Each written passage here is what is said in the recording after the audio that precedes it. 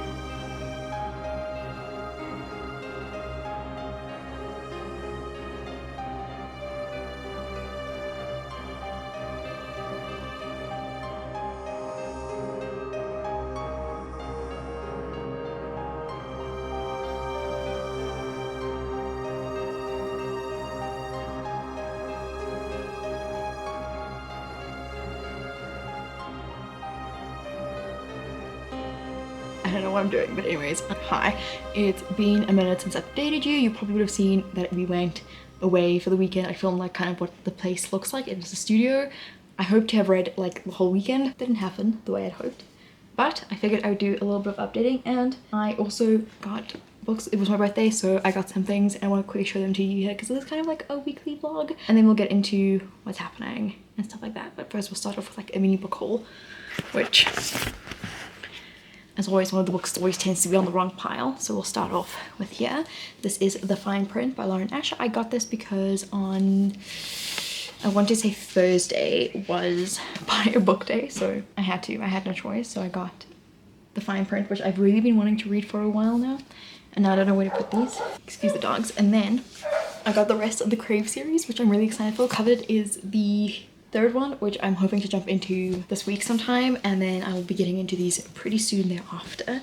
And then I got really spoiled and got the Illuma Crate We Hunt the Flame series. I don't know what it's really called, but we have these like really gorgeous, I think it's Melleny who illustrates them, covers, and these edges which are just really stunning, and they're signed and everything. So really spoiled, and yeah, I'm really happy with these. I'm going to be reading We Hunt the Flame as soon as possible. I really enjoyed it a while back when I read it, but I wanted to get a hardback of We Free the Stars, and then I just never did. So now that I have these, I can reread, annotate, do the work. Talking about reading and annotating, so obviously, as I said, I will be reading this hopefully soon, but it's not the main book right now. So I have been reading, what's this, The Book That Wouldn't Burn. I am nearly at the end. I'm currently on page 403. As you can see, I've been going quite crazy with the sticky tabs, and I've just been reading, and then I've been like underlining, adding in my thoughts and stuff like this. This will be transferred to the hardcover when I get that, hopefully soon. And then also on my Kindle, I've been reading Brandjaard, which is the Afrikaans book that I've been talking about. I am currently on page like 100. I do need to focus on this at some point. It takes a lot of me to read Afrikaans, but we'll get into that in a moment. I'm just trying to update you, and then I still want to read these books. But because of the fact that I want to read so much and just feel like I have zero time. Also, I did this to my Kindle, by the way. I think it's cute. I just need a pop socket now. But back to the point on hand, which is that I really want to read a lot of things at the moment, and I'm in the middle of some things that I just really want to get going in and finishing. I decided to do a little bit of a challenge, one of those reading 24-hour challenges where what I'm trying to do is I'm going to read, and every time I read I am going to start the timer, and then when I stop the timer so I can see how much I'm reading in 24 hours. So right now it's at 21 hours, and we're going to continue reading The Book That Wouldn't Burn. I don't mind finishing this, even though I think we still have like another week to go in this. I catch up on today's chapters, which is about 40 pages that I need to read. So I'm going to do that, and then maybe I'm going to, actually I don't know if I want to continue like to finish it. Maybe I'll just finish today's chapters and then I can jump into the bone season, which I really was enjoying when I was reading it, but I just couldn't. But I don't have enough sticky tabs for it. So I'm a bit of in a conundrum, so I might either I might finish this in terms of like up until where I need to be, and then start Girl Goddess Queen. I feel like that might be a better option, because I think we're supposed to be on like chapter 16. There's another, I'm in so many read-alongs right now, it's insane. And then I think once I've caught up to chapter 16 and Girl Goddess Queen, I'll move on to Twin Crowns, because I need to read that, and then Brandjaard as well. So many things, so little time. So as I said, I've got like 20 hours left. In those hours, the 4 hours, I basically read from about 300 pages to 400 pages, which isn't a lot, but we were driving in between and I wasn't really focused the whole time. So I'm hoping obviously to continue reading.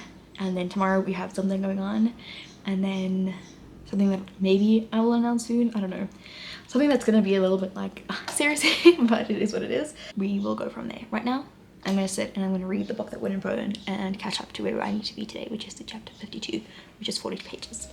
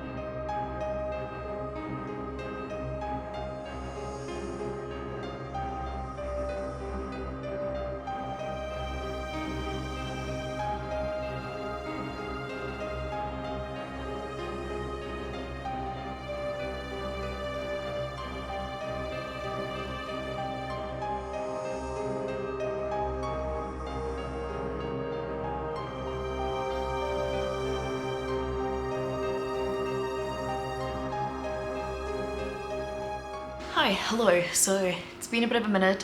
I didn't update you further last night. I ended up playing Valorant until about 11 or 10 or something like that. And then I couldn't sleep for 2 hours, so I'm going through a really great time. I don't know why I just immediately wanted to start yawning, but I wanted to give a bit of an update. So right now I'm currently listening to Bring Me Your Midnight by Rachel Griffin. I'm enjoying it. I think it's a really great audiobook so far. I am finding that I like the plot of the book a lot, but I'm finding the romance to be very lackluster, I think. I feel like there's something about it that's just like underdeveloped, and I don't know how to like explain past that point, but it is what it is. But I have also read more things at work today, which is great, obviously, because I have things I need to read for work. So we obviously have the book That Wouldn't Burn, still really enjoying it, thoroughly having fun, annotating, tabbing. I think I have like 120 pages left. Technically you could just read it in one go, but I'm feeling the need to just take it slow at the moment and really embrace the ending, because the ending is like this, it just speeds past you. So if you're ever going to pick up this book, I recommend maybe speeding through the beginning and taking the ending a little bit more slow.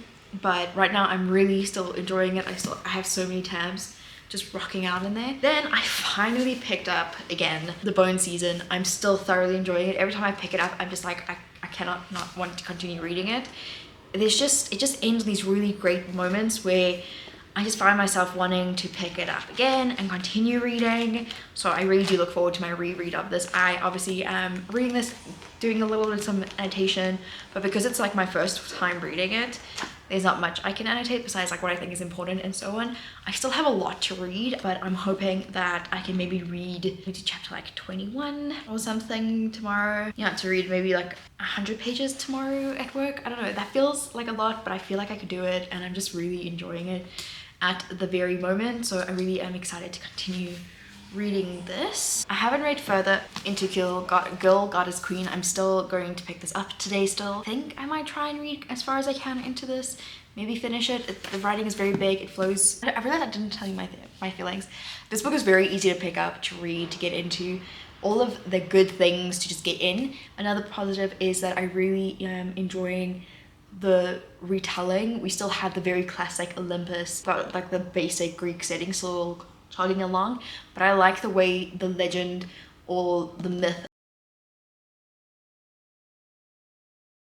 now we kind of have Korku or Persephone, she will become Persephone, kind of planning out what the underworld should be like, which I really enjoy, because through all of the myths and stuff, you always, obviously this is a very fantastical retelling of the myth, but, or like very much creative rights where there's definitely been spot on its head, but I'm really enjoying the fact that in this one, Persephone seems to be planning everything in the underworld, whereas usually it's Hades who does everything to the underworld, but in this one he's kind of seen, we see kind of like more of a role reversal, I will say. We see Kor being the more powerful of the two, both in will as well as in like actual power, and we see Hades taking a little bit more of a step back, kind of taking on the more domestic role, if you will. And so I'm really excited to continue on with this, but I'm finding it like there's something about the writing that I'm just not 100% gelling with.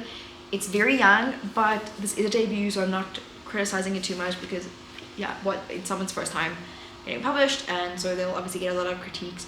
But I am finding this very young, but then we have like a lot of swearing, a lot of like mature content, so it's kind of like the balance is a bit weird in the situation. The writing will get better with age and more writing and stuff like that, so I'm obviously hoping to get to at least page, I think I said 250 is what I planned, which is not super far. It's like maybe 100 pages that I need to read. So I'll be getting into my reading spot in a bit. I'm just waiting for the last washing to get washed sometimes. And then yeah, I'll just sit down and read this. However, I did think I would maybe show you 2 books that I got today at work. One relating directly with work and one not. So the first one I have is The Fall. This is a dark academia coming out in April 2024 by Eddie Kill. This just sounded really, really good. I was watching, or I was part of like a sub basically, and they were talking about this book, and it just sounded so great. I'm really excited to get into this one pretty soon. I'm hoping maybe in October. And then I got sent this really amazing hardcover from Head of Zeus. They sent this to me, which is Don't Swipe Right. I really enjoyed it. If you're looking for a book that turns dating, online dating specifically, on its head, this is definitely the one for you. It was fun. I do have a review, or at least I think I do. Yeah, I do. I have a review up on my page if you're interested, on my Instagram. I have it linked if you're interested, and yeah, I just really enjoyed it, and it's just fun. It goes really quickly. You could read this in a day. I really think this is the perfect holiday read, no matter the time of year. It's just a great read, full stop. So I'm really happy that I've got my hands on this right now, and yeah, that's about the update.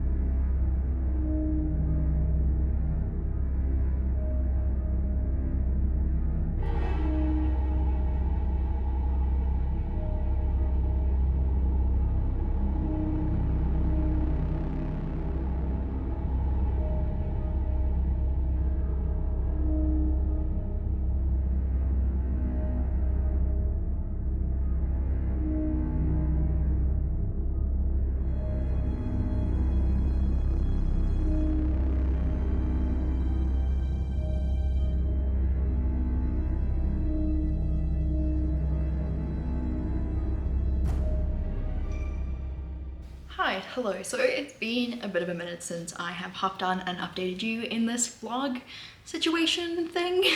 I'm sorry, it's definitely just, I haven't felt motivated to pick up the camera. It just hasn't really felt like the best time, etc. But I'm back home from work. I have some things I want to do, some editing I want to complete, and I need to do some washing, which I feel like is always the case when I'm here. But anyways, I think I just want to show you the book that I finished and kind of give you my ratings before I jump into what I'm going to be currently reading. So let's jump into it. I have finished The Book That Wouldn't Burn. Gave it 5 stars. Really glad I ordered myself the hardcover of this. I have like a ton of sticky tabs. Let me know if you want me to ever do like a page through of my annotations. Most of the time I'm just highlighting quotes, and they will most probably be spoiler filled, but let me know if you're interested in that sort of thing. I might do it more on like a TikTok situation than on here, but I might do a compilation of everything on here. I finished Girl Goddess Queen. I'm thinking of giving this like 3.5 stars. Like, I enjoyed it, but I just wanted so much more from it. I just see everyone loving it, and I feel like the biggest hater right now, because I'm sitting here going, I want so much more from this. It has so much potential. This feels more like a first draft than a final draft to me. And it sounds pretty mean to say that, but I feel like this book had so much potential. The writing is so young for what the target audience is. And I think that is what really got to me in the end with this. I do think the author has skill and definitely has like a really good chance at writing some really amazing books. But this just wasn't that amazing book for me. I enjoyed it, but I will definitely pick up the next book by her though. So, and then I absolutely loved The Bone Season. Gave this one 5 stars. There's sticky tabs as well. I'm like itching for the next ones. I'm wondering if the next ones will be reworked a little bit. There was one thing I was confused about. There's like a potential romance, and then like it kind of leads to a romance, and then like literally on the last couple of pages she's just like, not really. And I'm kind of like, no, but you've been like building this tension for a reason. So I'm excited to reread this soon and just continue reading the series. Like I said, this was such a great fun series. I'm glad I got the hardback and that it is signed. So big bonuses. I am also currently in the process of preparing for October, which means I read 2 kids books. I have Kevin the Vampire and The Most Mysterious Monster, which I absolutely adored. The illustrations of this are so gorgeous. Love this to bits. And this is The World's Worst Monsters by David Williams and illustrated by Adam Stowe. I don't know who. So Matt Brown wrote this one and Flavia Sorrentino illustrated this one. And then obviously we have David Williams and Adam Stowe. This one was really nice. I really enjoyed the full color illustrations, but I really enjoyed this. Obviously we have like a really good introduction to like the possible second book, because these tend to be like 3 volumes long.